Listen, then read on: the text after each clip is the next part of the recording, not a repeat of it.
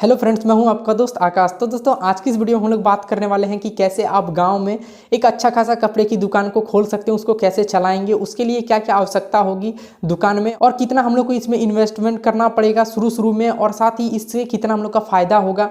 इसके लिए जगह का चयन कैसे करेंगे, इसका नाम क्या रखेंगे, इसका प्रचार कैसे करेंगे, इस तरह के मैंने 10 से 12 टॉपिक आप लोग के लिए सोच कर रखा है। तो उसको मैं इस वीडियो में कंप्लीट डिटेल में बताऊँगा। तो आप लोग अगर इस वीडियो को लास्ट तक देखते हैं तो आपका जो है मन में थोड़ा भी सवाल नहीं बचेगा कि अब हम लोग कपड़े की दुकान को स्टार्ट करने के लिए क्या करना है। कुछ भी आपके दिमाग में सवाल नहीं बचेगा।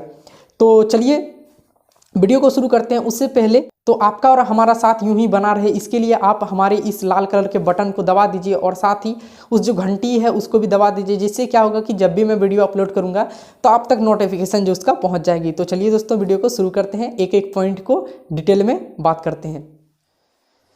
तो दोस्तों, हम लोग का पहला जो पॉइंट आ जाता है कि वो गांव में खोलें कि शहर में खोलें कि बीच भाग में खोलें, कहाँ पर खोलें।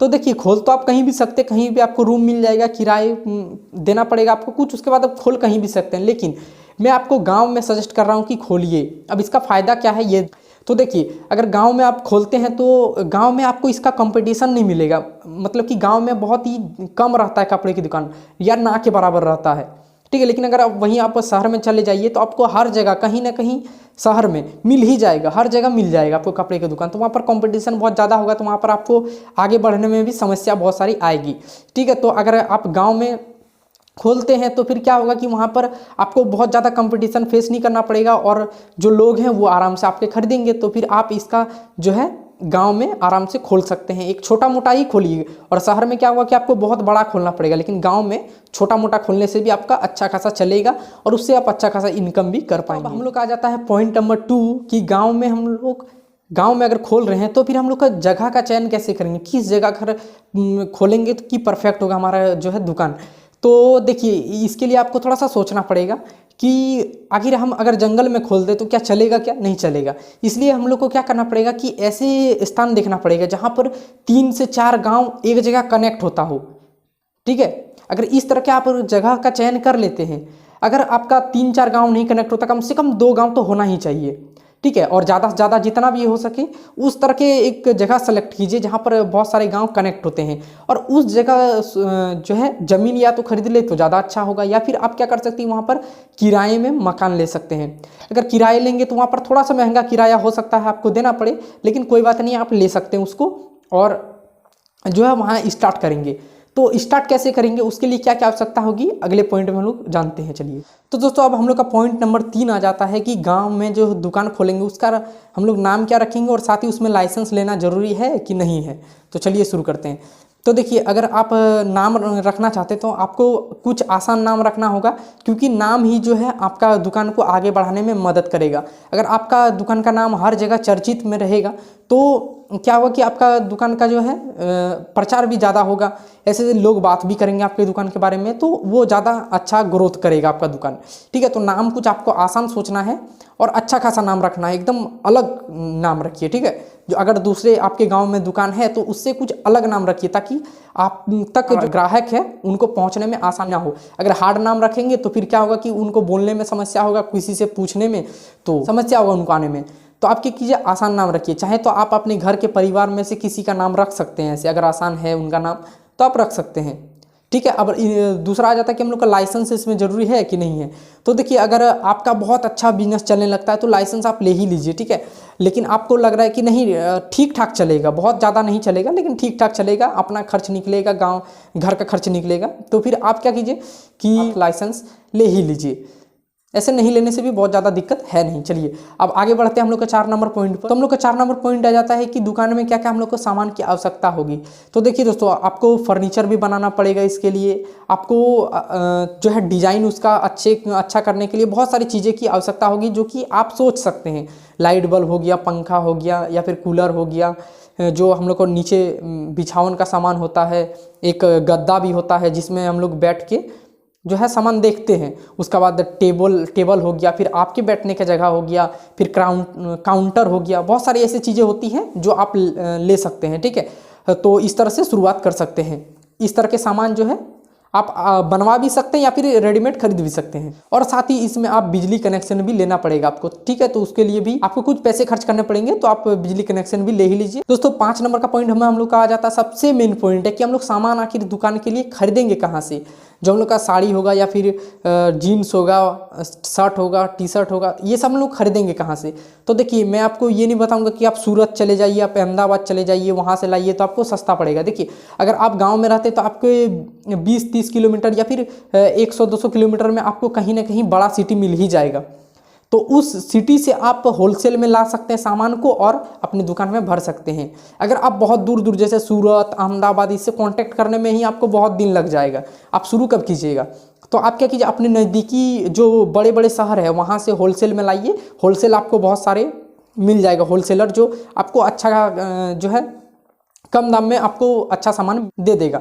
तो इस तरह के आप अच्छे खासे लोगों से कांटेक्ट कीजिए और फिर आप स्टार्ट कीजिए।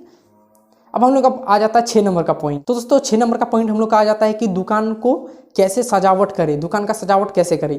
तो दुकान का सजावट बहुत ही ज़रूरी है, क्योंकि अगर आप ऐसे ही जो है सामान को फेंक के रख देंगे, इधर सजा रख देंगे, उधर रख देंगे कोना में, तो वो अच्छा नहीं लगेगा किधर से भी देखने में। तो ग्राहक भी आप थोड़ा सा इरिटेट हो जाएंगे, ठीक है।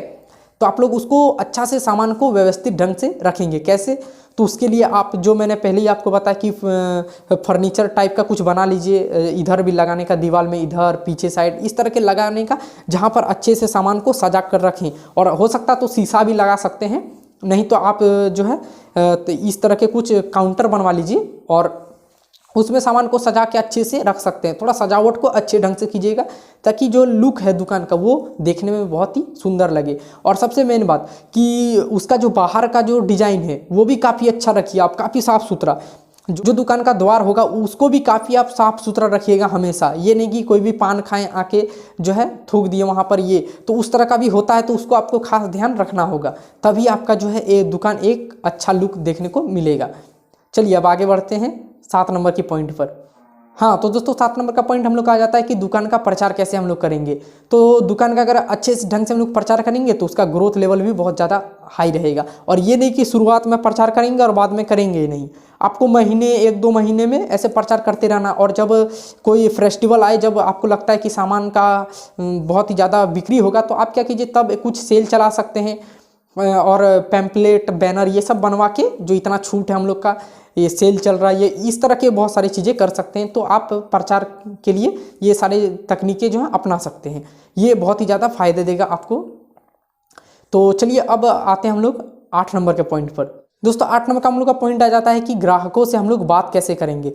तो देखिए दोस्तों हम लोग जब दुकान चलाते हैं तो कई बार हम लोग का मूड ख़राब रहता है, बात कहीं और ध्यान में रहता है, तो फिर हम लोग का मूड ख़राब रहता है। तो क्या होता है कि कई बार हम लोग ग्राहक से ना चाहते हुए भी गुस्से से बात कर लेते हैं। तो ये जो है छोटा पॉइंट है, लेकिन बहुत ही ज़्यादा आपको हाई लेवल पर इसको सोचना चाहिए कि उसका वो क्या सोचेगा और फिर वो दूसरे को जो बताएगा वो क्या सोचेगा। तो इससे आपका दुकान का जो है वैल्यू काफ़ी ज़्यादा घट जाएगा। तो क्या करना है आपको कि जो भी ग्राहक आए उससे अच्छे से बात करना चाहिए। आपका मूड कितना भी ख़राब हो, लेकिन अच्छे से ग्राहक सबसे आपको बात करना है, खिल के बात करना है, अच्छे से बात करना है, आंख में आंख डाल कर बात कीजिएगा तो आपका जो एक अलग प्रभाव पड़ेगा, ठीक है। तो इस तरह से बात कर सकते हैं, क्योंकि हम लोग का होता है जीवन में हमेशा तो हम खुशी नहीं रहते हैं, लेकिन हम लोग को दिखाना पड़ता है कि हम लोग खुश हैं और आपसे अच्छे से हम लोग बात कर रहे हैं, ठीक है। तो आपको अच्छे से ही बात करना है।